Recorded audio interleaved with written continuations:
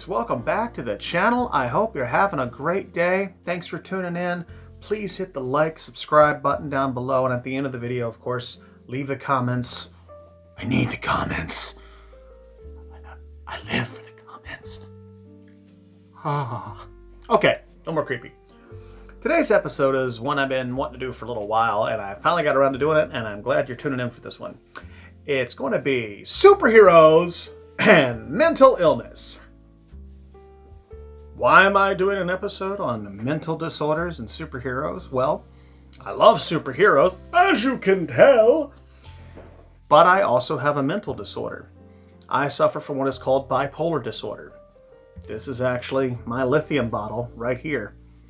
I have to take one tablet twice a day, probably for the rest of my life, in order to stay healthy. You know who else suffers from bipolar disorder? Ant-Man. No, not the Paul Rudd Ant-Man. Paul Rudd doesn't suffer from bipolar disorder. He's an immortal. Look at him in 2000 and then again in 2020.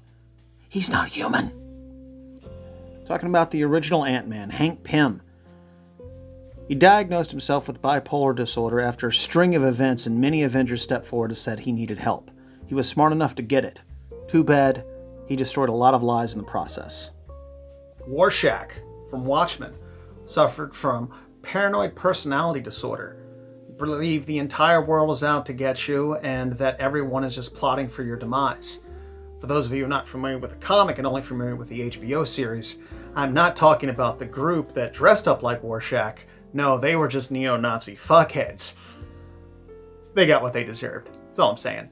Daredevil and The Thing both suffer from severe depression. Several issues and several story arcs of both of their books have dealt with this.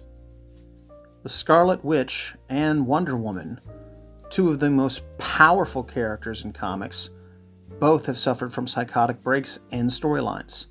It hasn't made them any less powerful. In fact, it's made them stronger.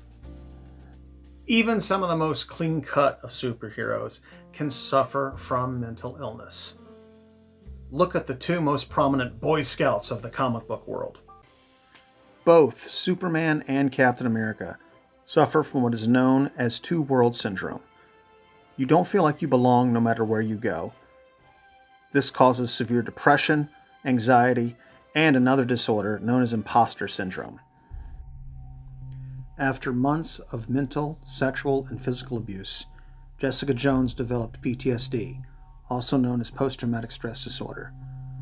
Hers was so severe it left her with audio and visual hallucinations, and some very unhealthy coping mechanisms, which sadly is not uncommon for many individuals who suffer from mental disorders, myself included.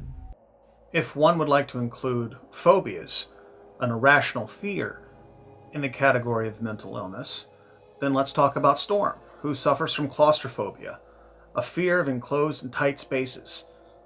Now, some of the individuals who've played Storm suffer from another disorder called horrible acting. Looking at you, Holly. Looking at you. Oh, come on, you knew we were going to talk about Batman. OCD, anxiety, dissociated identity disorder are just a few of the issues that the Caped Crusader is struggling with. There have been several books written about the psychology of Batman. I recommend checking a few of them out. Speaking of checking out good reads, check out Heroes in Crisis, which is a mini-series event that DC launched. It delves with mental illness and superheroes in a very respectful and poignant way, in my opinion.